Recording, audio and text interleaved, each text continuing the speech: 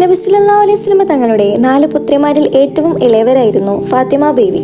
നബിയെ ഏറ്റവും കൂടുതൽ സ്നേഹിച്ചവരിൽ ഒരാളും അദ്ദേഹത്തിന്റെ രൂപത്തിലും സ്വഭാവത്തിലും ഏറെ സാമ്യമുള്ളവളായിരുന്നു ഫാത്തിമ റളിയല്ലാഹു അൻഹു.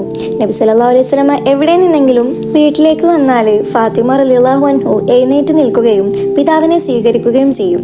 അതുപോലെ ഫാത്തിമ റളിയല്ലാഹു അൻഹു വന്നാൽ നബി സല്ലല്ലാഹു അലൈഹി വസല്ലമയും എഴുന്നേറ്റ് നിൽക്കുകയും അവളെ തന്റെ സമീപത്ത് ഇരുത്തുകയും ചെയ്യുമായിരുന്നു. മക്കയിലെ മുസ്ലിങ്ങൾക്ക് കഠിനമായ പീഡനങ്ങൾ നേരിടേണ്ടി വന്ന കാലത്താണ് ഫാത്തിമ റളിയല്ലാഹു അൻഹു വളർന്നത്. ഒരു ദിവസം നബി സല്ലല്ലാഹു അലൈഹി വസല്ലമ തങ്ങൾ കഅബയുടെ സമീപത്ത് നിസ്കരിക്കുമ്പോൾ ഖുറൈശികൾ ചിലർ അദ്ദേഹത്തെ അപമാനിക്കാൻ തീരുമാനിച്ചു. അവർ ഒട്ടകത്തിന്റെ കുടൽ മാലിന്യം കൊണ്ടുവന്ന് നബി സല്ലല്ലാഹു അലൈഹി വസല്ലമയുടെ പുറത്തിട്ടു. അവിടെ ഉണ്ടായിരുന്ന പലരും അത് കണ്ടിട്ടുണ്ടെങ്കിലും ആരും അത് എടുത്തു മാറ്റാൻ മുന്നോട്ട് വന്നിട്ടുണ്ടായിരുന്നില്ല. ഈ സമയത്ത് ഫാത്തിമ റളിയല്ലാഹു അൻഹു വളരെ ചെറിയ പെൺകുട്ടിയായിരുന്നു. എന്നിട്ടും ഈ വാർത്ത അറിഞ്ഞപ്പോൾ അവൾ ഓടിയെത്തി. പിതാവിന്റെ അവസ്ഥ കണ്ടപ്പോൾ കണ്ണ് നിറഞ്ഞു. എന്നാൽ അവൾ തളർന്നില്ല. തന്റെ ചെറിയ കൈകൾ കൊണ്ട് ആ മാലിന്യം നീക്കം ചെയ്തു. നബി സല്ലല്ലാഹു അലൈഹി വസല്ലം നമസ്കാരം പൂർത്തിയാക്കുന്നത് വരെ അവൾ അവിടെ നിന്നു. പിന്നീട് പിതാവിനെ ആശ്വസിപ്പിക്കുകയും ചെയ്തു. അന്നു മുതൽ ഫാത്തിമ റളിയല്ലാഹു അൻഹു ഉമ്മു അബീഹ എന്ന പേരിൽ അറിയപ്പെട്ടു. കാലങ്ങളേറെ കഴിഞ്ഞ് ഫാത്തിമ റളിയല്ലാഹു അൻഹയുടെ വിവാഹം അലി റളിയല്ലാഹു അൻഹുവായി നടന്നു. മുസ്ലിം സമൂഹത്തിലെ ഏറ്റവും മഹത്തായ കുടുംബങ്ങളിൽ ഒന്നായിരുന്നു അത്. പക്ഷേ അവരുടെ ജീവിതം വളരെ ലളിതമായിരുന്നു. വീട്ടിലെ ആഡംബരങ്ങളൊന്നും ഉണ്ടായിരുന്നില്ല. പലപ്പോഴും ഭക്ഷണം പോലും കുറവായിരുന്നു. എന്നിരുന്നാലും ഫാത്തിമ റളിയല്ലാഹു അൻഹുവും അലി റളിയല്ലാഹു അൻഹയും അള്ളാഹുവിനോട് നന്ദിയുള്ളവരായിരുന്നു.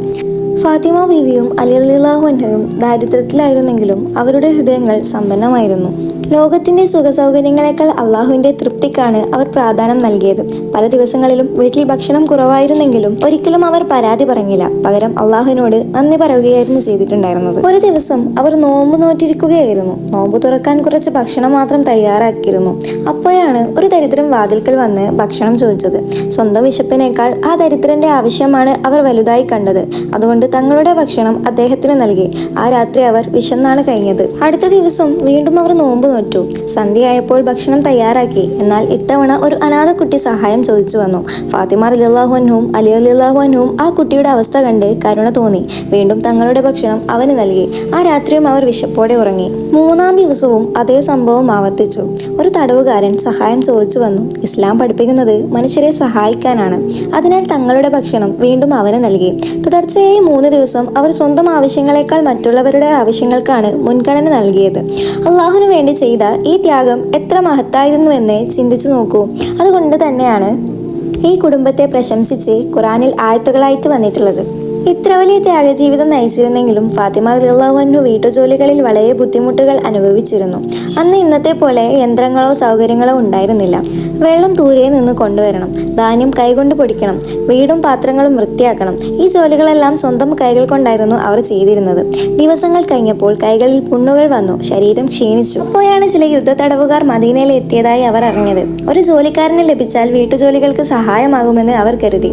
അതിനാലാണ് പിതാവായ നബി സല്ലല്ലാഹു അലൈഹി വസല്ലമയുടെ അടുത്തേക്ക് പോയത്. പക്ഷെ പ്രവാചകൻ തങ്ങളുടെ മകൾക്ക് ലോക സുഖമല്ല ആഗ്രഹിച്ചത്, ആഖിറത്തിന്റെ നന്മയാണ് ആഗ്രഹിച്ചത്. അതുകൊണ്ട് ഒരു ജോലിക്കാരനെ നൽകുന്നതിന് പകരം ജീവിതകാലം മുഴുവൻ ഗുണം ചെയ്യുന്ന ഒരു അമൂല്യ ഉപദേശം നൽകി. രാത്രിയിൽ വീട്ടിലെത്തി നബി സല്ലല്ലാഹു അലൈഹി വസല്ലം തങ്ങൾ പറഞ്ഞു, ഞാൻ നിങ്ങളെ ഒരു ജോലിക്കാരനേക്കാൾ നല്ല കാര്യം പഠിപ്പിച്ചു തരട്ടെ. ഫാത്തിമ റളിയല്ലാഹു അൻഹും അലി റളിയല്ലാഹു അൻഹും അതിശയത്തോടെ കേട്ടു. അപ്പോൾ നബി സല്ലല്ലാഹു അലൈഹി വസല്ലം തങ്ങൾ പറഞ്ഞു, ഉറങ്ങുന്നതിന് മുമ്പ് 33 പ്രാവശ്യം സുബ്ഹാനല്ലാഹ് എന്നും 33 പ്രാവശ്യം അൽഹംദുലില്ലാഹ് എന്നും 34 പ്രാവശ്യം അല്ലാഹു അക്ബർ എന്നും പറയാൻ പഠിപ്പിച്ചു. ഇത് വെറും വാക്കുകളല്ലായിരുന്നു, ഹൃദയത്തിന് ശക്തിയും ജീവിതത്തിന് സമാധാനവും നൽകുന്ന ഒരു നിധിയായിരുന്നു അത്. ഫാത്തിമ റളിയല്ലാഹു അൻഹു ആ ഉപദേശം അത്രയേറെ വിലമതിച്ചു.